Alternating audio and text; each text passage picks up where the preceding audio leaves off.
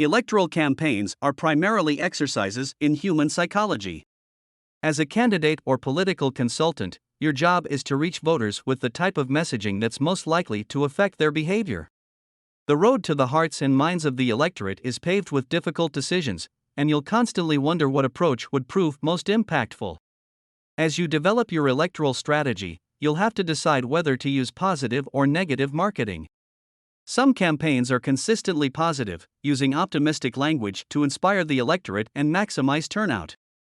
Others dip regularly into the bag of dirty tricks, attacking their opponents at every turn.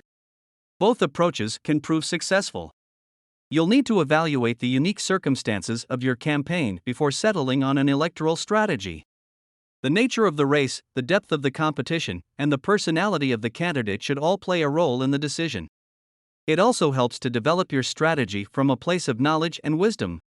By learning more about positive and negative marketing, you'll give yourself the best chance to develop an approach that works for you.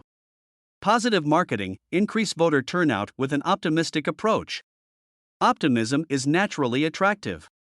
People enjoy spending time around others who have a positive attitude toward life. Many political candidates have capitalized on this dynamic to inspire voters and boost their campaigns. By highlighting their strengths and talking about everything they would accomplish after winning, candidates make people excited to vote for them. This often translates into electoral success. A positive, inspiring campaign is great for bringing people into the democratic process. Habitual non-voters could see your positive messaging and decide a trip to the polls might be worth it after all. While the effect on voter turnout isn't always as big as you might hope, positive marketing can still make a meaningful difference. Defining positive marketing. Positive political marketing forgoes attacks on opponents and focuses entirely on the candidate's strengths. Instead of talking about how terrible the other person is, you inspire voters by reminding them how great you are.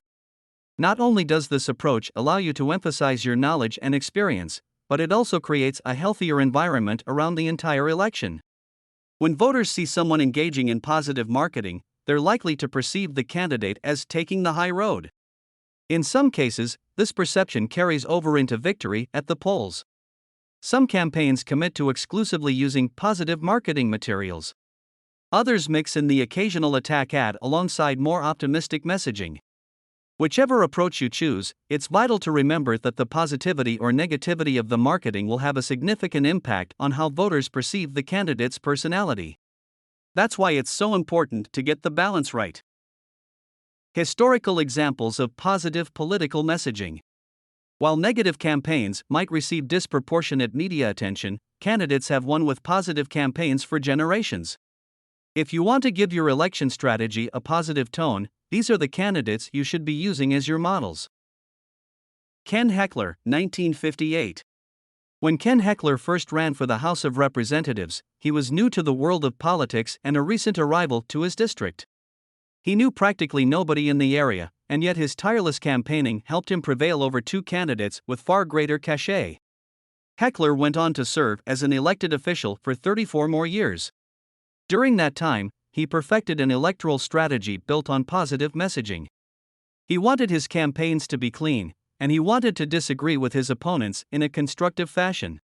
This commitment to positivity made him a uniquely appealing politician. Deb Fischer, 2012. When Deb Fischer became the first Nebraska woman elected for a 6-year Senate term in 2012, she did with the odds stacked squarely against her. She also did it with a positive campaign that was as uplifting as it was persuasive. Her primary opponents outspent her by a wide margin, and her general election counterpart was a well-known politician.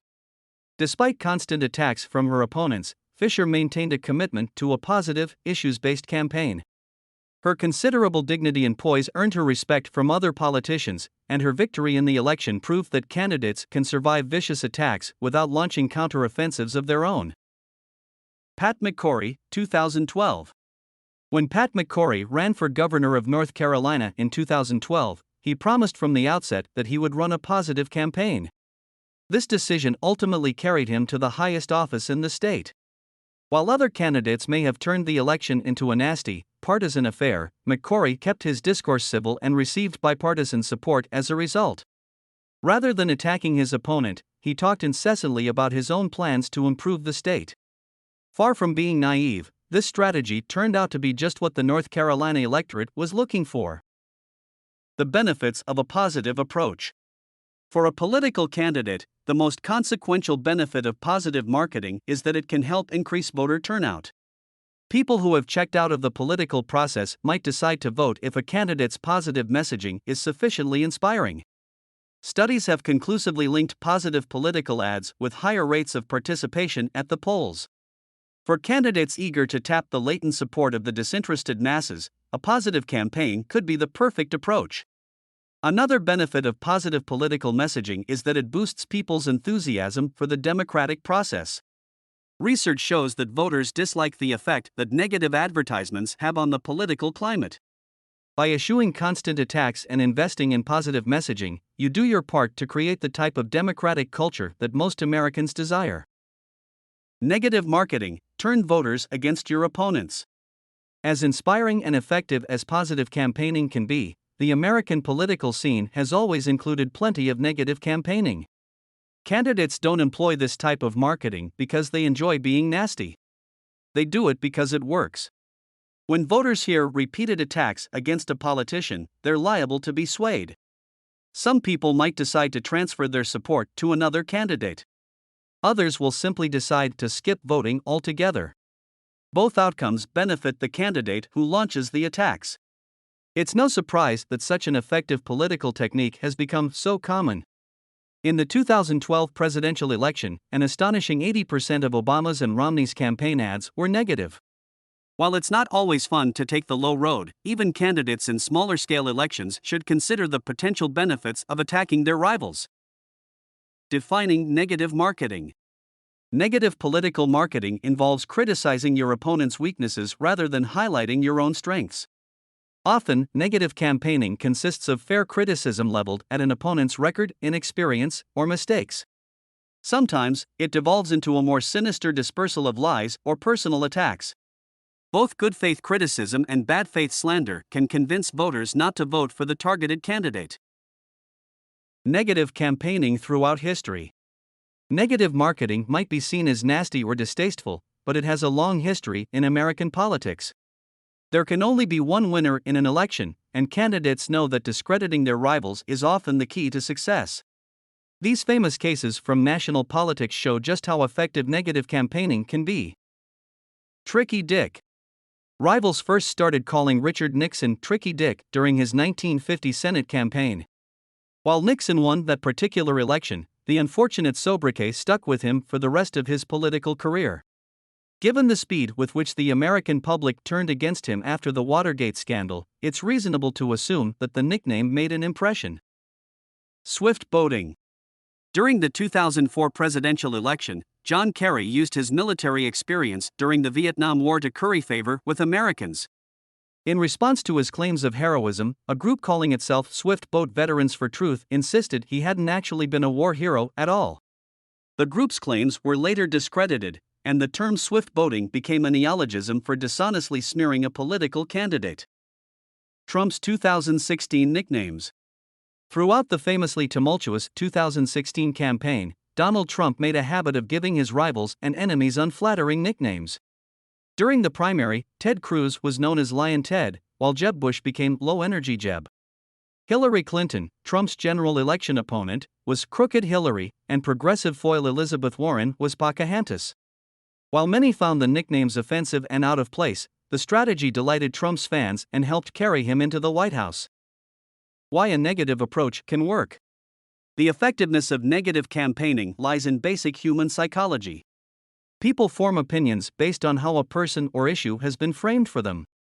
Every political candidate has their weaknesses, and every policy proposal has its downsides. If a candidate can put their opponent's weakness on full display, at least some voters are likely to see their opinions change. One main benefit of negative marketing is that it can affect voters across the political spectrum. Imagine you release a radio ad attacking your opponent. The people who were inclined to vote for you anyway will only double down on their commitment. People who were more likely to vote for your opponent, meanwhile, might consider sitting out the election if your ad hits home. By slightly increasing your own supporters' resolve while reducing your opponent's turnout, you can weaponize negative ads and eventually win the election. Go low or go high? The tone of your political campaign will have a massive effect on how people perceive your candidacy. If you focus exclusively on positive marketing, you can show win over reluctant voters and receive plaudits for your integrity. If you get down and dirty with attack ads, you can chip away at your opponent's support until you've successfully beaten them. Most candidates adopt a combination of these two approaches. With the right strategy, you can enjoy the benefits of both positive and negative marketing. Every candidate should be highlighting their strengths and inspiring the electorate. Savvy candidates are also happy to point out their opponent's deficiencies. By drawing on both approaches, you can develop a unique strategy that optimizes your campaign.